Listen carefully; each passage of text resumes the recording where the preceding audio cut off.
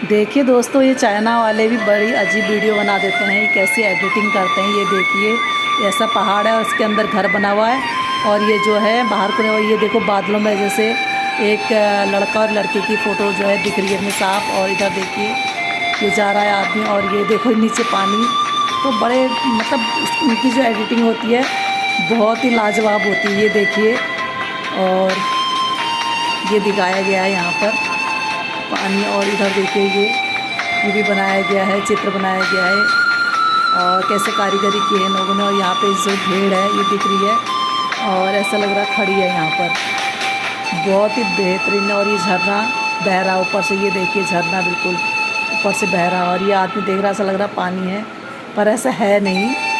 ये देखिए ये जा रहा है, इसके अंदर शायद जाएगा ये। अरे ये तो घुस गया इसके अंदर। वाह, अमेजिंग, कैसी कैसी कलाकारी।